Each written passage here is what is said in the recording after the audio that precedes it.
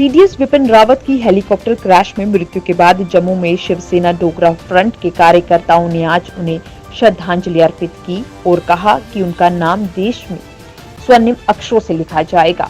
साथ ही देश के प्रधानमंत्री से आग्रह किया कि अगर इस क्रैश में किसी भी तरीके की कोई चाल है तो सख्त कार्रवाई की जाए। विपिन रावत देश के पहले सीडीएस के तौर पर जनवरी 2020 में नियुक्त किए गए थे। इस हादसे में सीडीएस विपिन रावत के साथ उनकी पत्नी और देश के 11 वीर सपूत शामिल थे। कोरोना काल की वजह से हर वर्ग को काफी दिक्कतें पेश आई हैं और अगर बात की जाए प्राइवेट स्कूल्स की तो उन्हें भी मुश्किलें काफी ज्यादा पेश आई हैं। परंतु उन्होंने जम्मू कश्मीर के भविष्य को ध्यान में रखते हुए और साथ ही साथ यहाँ पर बच्चों में पढ़ाई की जो रुचि है उसे कम न होने के चलते जो है एक अपनी महत्वपूर्ण भूमिका को निभाया और पढ़ाई के स्तर को नीचे नहीं गिरने दिया। परंतु स्कूल्स की सफरिंग्स पर बिल्कुल भी ध्यान नहीं दिया गया है और इसी के संदर्भ में ऑल जम्मू प्राइवेट स्कूल्स ने अपनी समस्याओं को लेकर मीटिंग की और सरकार से गुहार लगाई कि इनके हालातों के बारे में भी समझा जाए कि लगातार सरकार की तरफ से ऐसी नीतियां तैयार की जा रही हैं जो प्राइवेट स्कूल्स के लगातार खिलाफ नजर आ रही हैं और इसी के चलते जो है ये लगातार सरकार से गुहार लगाने का प्रयास करते हुए नजर आ रहे हैं। आयरलैंड के बाद अब इटली से जम्मू लौटा त्रिकुटा नगर का 63 वर्षीय बुजुर्ग कोरोना संक्रमित निकला है। उन्हें डीआरडीओ अस्पताल में भर्ती किया गया है। यह यात्री अमृतसर से सड़क मार्ग से जम्मू पहुंचा था, जिसमें सर्विलेंस में इसके घर तक पहुंचकर इसकी पहचान की गई है। यात्री के संपर्क में आए अन्य लोगों की भी तलाश जारी है। फिलहाल यात्री की हालात स्थिर बने हुए हैं और उनके जीनोम सैंपल को जांच के लिए दिल्ली लैब भेज दिया गया है। अब तक जम्मू में विदेशों से लौटे 2 यात्री संक्रमित पाए जा चुके हैं, जिनके ओमिक्रॉन की आशंका लगातार जो है सताती हुई नजर आ रही है। कोरोना संक्रमण के नए प्रारूप को देखते हुए जम्मू कश्मीर में सतर्कता को बढ़ा दिया गया है।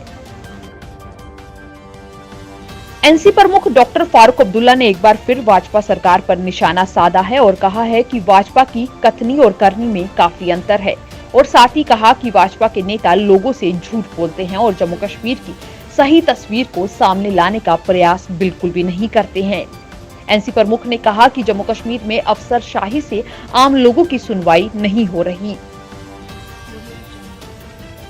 जम्मू कश्मीर सरकार ने आईएएस कैडर के 6 अधिकारियों के ट्रांसफर्स और नियुक्तियों के आदेश जारी किए हैं। बिजली विभाग के प्रमुख सचिव रोहित कंसल को उच्च शिक्षा विभाग के प्रमुख सचिव पद पर स्थानांतरित किया गया है। अगले आदेश तक उपराज्यपाल के प्रमुख सचिव नीतीश्वर कुमार को अपने मौजूदा कार्यभार के अलावा बिजली विभाग के प्रशासनिक सचिव और जम्मू कश्मीर ऊर्जा विकास निगम लिमिटेड के प्रबंधन निदेशक का कार्यभार भी संभालने को कहा गया है।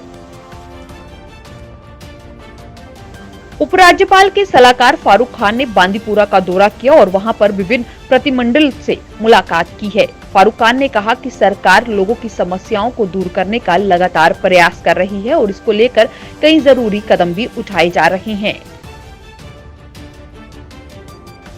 राज्यसभा में डिफेंस मिनिस्टर राजनाथ सिंह ने विपिन रावत के बारे में जानकारी को साझा किया और बताया कि विपिन रावत ने सुलूर एयरबेस से उड़ान भरी थी। चॉपर में सवार 14 लोगों में से 13 लोगों का निधन हो गया है। राजनाथ सिंह ने बताया कि सबसे पहले स्थानीय लोगों ने इसकी सूचना दी थी और इसके बाद वहां पर एक बड़े पैमाने पर रेस्क्यू ऑपरेशन को चलाया गया। राजनाथ सिंह ने हादसे में मारे गए सभी मृतकों के परिजनों के प्रति संवेदना व्यक्त की। साथ ही साथ हादसे पर लोकसभा स्पीकर ओम बिरला ने भी दुख जताया है। हेलीकॉप्टर हादसे में निधन हुए पदाधिकारियों के परिजनों के प्रति मैं अपनी संवेदना प्रकट करता हूं, ये कहा। आज जम्मू में अलग अलग फ्रंट्स द्वारा विपिन रावत को भारतीय सेना जिंदाबाद के नारों के साथ भावभीनी श्रद्धांजलि दी गई। इसके बीच जम्मू वेस्ट से सुनील डिम्पल ने भी श्रद्धांजलि अर्पित की और मांग की कि इस हादसे के चलते एक हफ्ते का शोक घोषित किया जाए और साथ ही साथ इस दिन पर नेशनल हॉलिडे को भी घोषित किया जाए। उन्होंने देश के प्रधानमंत्री से यह आग्रह किया है कि जम्मू में पड़ने वाले फ्लाईओवर्स का नाम विपिन रावत के नाम पर रखा जाए और लगातार जो है देश के हित के बारे में सोचा जाए। दक्षिण कश्मीर के शोपियान में बुधवार को सुरक्षा बलों ने लश्कर-ए-तैयबा के 3 दहशतगर्दों को ढेर कर दिया। मारे गए आतंकियों से एक AK-47 राइफल और 2 पिस्टल बरामद किए गए हैं। पुलिस ने बताया कि बुधवार सुबह जिले के चेकचोला इलाके में सुरक्षा बलों को आतंकियों के एक समूह के छिपे होने की सूचना मिली थी और इसी सूचना के आधार पर जम्मू कश्मीर पुलिस के स्पेशल ऑपरेशन ग्रुप ने सेना की 34 राष्ट्रीय राइफल्स और CRPF के साथ मिलकर इलाके की घेराबंदी कर संयुक्त ऑपरेशन चलाया। जम्मू कश्मीर में मौसम साफ रहने के बावजूद कश्मीर के अधिकांश जिलों में रात का न्यूनतम तापमान 0 से नीचे चल रहा है। हालांकि दिन का पारा सामान्य से 2 से 5 डिग्री ऊपर है। लेह और करगिल में शरीर को जमा देने वाली ठंड पड़ रही है। जम्मू में भी रात को ठंड बढ़ रही है। मौसम विभाग केंद्र श्रीनगर के अनुसार आगामी दिनों में मौसम साफ रहेगा, लेकिन सर्दी से ज्यादा राहत नहीं मिलेगी।